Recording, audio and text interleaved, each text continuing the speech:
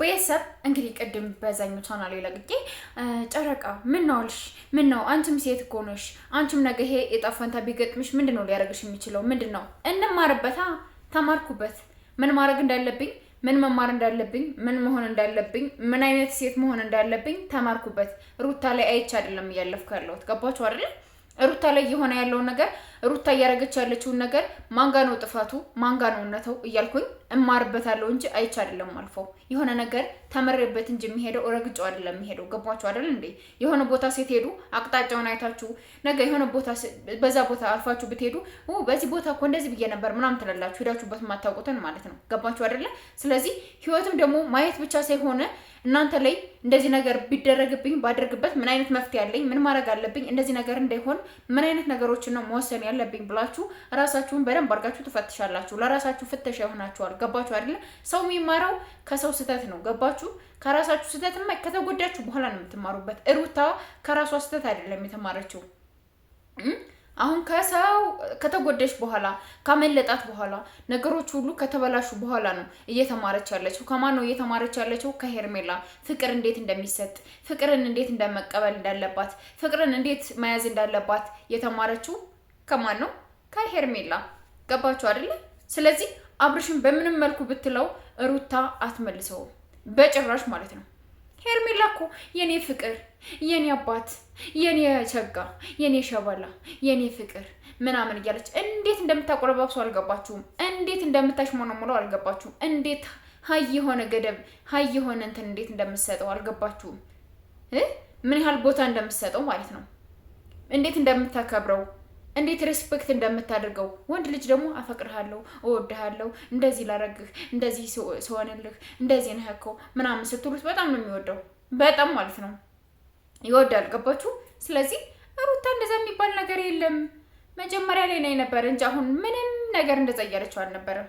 እንደዛ አትለውም አሁን ማለት ነው። ስለዚህ ሩታ እኔ የምለው ከደስታ ጋር ላይፍሽን ጀምሪ።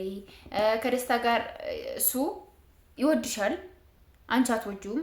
አብርሽ አይወድሽም፣ አንቺ ትወጂዋለሽ። ገባችሁ? ፍቅር አልተገናኘም በእናንተ ቤት ማለት ነው። ፍቅራችሁ አልተገናኛችሁም፣ አልተያያችሁም። እየተገናኛችሁ አይደለም፣ መንገድ ነው እየተሸራረፋችሁ እየሄዳችሁ ያላችሁት ማለት ነውና የሚፈልግሽን ነው መፈለግ ያለብሽ እንጂ የማይፈልግሽን እንዲፈልግሽ ብዙ ነገር ማድረግ የለብሽም። ትጎጃለሽ። እንደዛ ማልቀስ ምናምን ምን አርጌ ነው ምን ሁኜ ነው ምን ብዬ ነው ወደ ኋላ ተመልሰሽ ያደረግሻቸውን ነገር ማሰብ የለብሽም። ያጠፋሻቸውን ጥፋት ማሰብ የለብሽም። በደንብ አድርገን የዛኔ ስንረግጥሽ ነበር፣ እየነገርንሽ ነበር። ታይ እንደዚህ ነገር አታርጊ፣ እንደዚህ አትሁኚ፣ ለምን ምናምን እያልን ብዙ ነገሮችን እያልንሽ ነበር።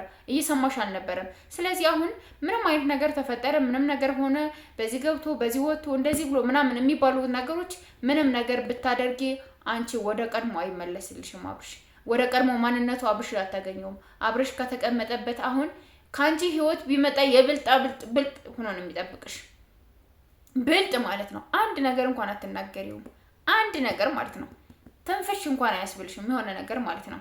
የሆነ ነገር እንኳን ገደብ እንዲሁ የሆነ ነገሩን እንድች ንክት ካደረግሽው እንደ ዝንብ ያልቅልሻል። አይመጣም። ቢመጣ እንኳን እንደዛ አይቀበልሽም። እንደ ድሮ አይሆንልሽም። አብርሽ አሁን በደንብ ነቅቷል። በደንብ ነገሮችን እንትን ብሏል። እና ምን ማድረግ አለብኝ፣ እንዴት ነው መቀበል ያለብኝ፣ እንዴት ነው መሆን ያለብኝ ምናምን የሚሉት ነገሮችን በደንብ አድርጎ አጥንቷል። በደንብ እንትን ብሏል። ገባሽ አይደለ? ከሰው አይተሽ ነው እንጂ ኮርጃ ነው እንጂ መሆን ፈልግ አይደለም ብሎ ነው የሚያስብሽ። እንድትሆንለት አይደለም እንትን የሚልሽ። እና አትልፊ ምንም ነገር። ልጁን ማየት ባለበት ሰዓት ማየት የልጅ አባትሽ ነው። ማውራት ያለባችሁን ነገር ስለ ልጃችሁ ማውራት አለባችሁ እንጂ ስለ ፍቅር ቤት ለምን አትመጣም፣ ለምን አታወራኝም፣ ለምን አትቀርበኝም፣ ለምን ትዘጋኛለህ፣ ለምን ደበረህ ምናምን። የደበረው ለምን እንደሆነ ታውቂያለሽ? እሱ ፍቅሩን እያሳለፈ በማይሆን ሰዓት እየደወልሽ ቤቢ እኮ እንደዚህ እንትን አለ፣ ቤቢ እኮ ናፈቀህ፣ እንደዚህ ትንሽ መናገር ሲፈልግማ እኮ አብርሽን 24 ሰዓት ሙሉ ና እያለሽ ነው የምትደውልለት። 24 ሰዓት ሙሉ ማለት ነው። ይሄ ልጅ 9 ወር ምናምን 8 ወር ሲሆነው ባባው ማለት ሲጀመር አባቴ ዳዲ ምናምን እያለ ሲጀመር የዛኔ በቃ በስልክ እየደወለች ልጁን ነው 10 ጊዜ ስታወራው የምትብለው በቃ ልጁን ማለት ነው። ገባችሁ? አባት ደግሞ ይረበሻል። አብርሽ እንግዲህ ልጁን ይዞባት ነው የሄደው። ይመልስላት አይመልስላት አደኑ አይታወቅም። ሩታ ግን መቻል አለብሽ። ቻይ በቃ የሰጠን ይቻላል ይባላልና በራስሽ ጊዜ ነው የተሰጠሽው ይሄን ጸጋ ባይዘወይ ማለት ነው። በራስሽ ጊዜ ማለት ነው። አሳልፈሽ የተሰጠሽው በራስሽ ጊዜ ነው።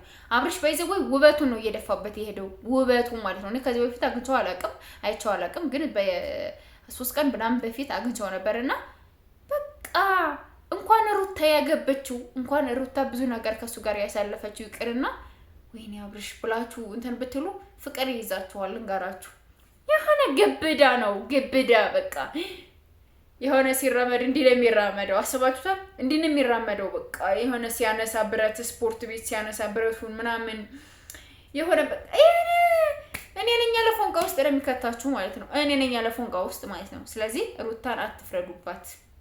ሩታ የፈለገውን ነገር ብትል ስለቆጫት ነው ያደረገችው ነገር ነው። አሁን ሩታ ወደፊት ሳይሆን እያሰበች ያለችው ያለፈውን ነገር ለምን እንደዚህ ያደረኩ እያለች ነው። ከራሷ ጋር ጸብ እየተጣላች ያለችው ራሷ ጋር እየገጠመች ያለችው ራሷ ለምን እንዴት እንደዚህ ታደርጊያለሽ፣ እንዴት እንደዚህ አድርገሽ ታባሪዋለሽ ምናምን እያለች ከራሷ ጋር ናት ጸብ ያለችውና ለማንኛውም እንግዲህ ከራስሽ ጋር እግዚአብሔር ያስታርቅሽ ነው የሚባለው አይደለ? እወዳችኋለሁ፣ አክብራችኋለሁ። ላይክ፣ ሼር፣ ሰብስክራይብ ያርጋችሁ ቤተሰብ ሁኑ። አዳዲስ ቪዲዮዎችን ስንለቅ ኖቲፊኬሽን እንዲደርሳችሁ የደወል ምልክቱን እየተጫናችሁ ሰብስክራይብ ማድረጋችሁን አትርሱ። ባይ ባይ።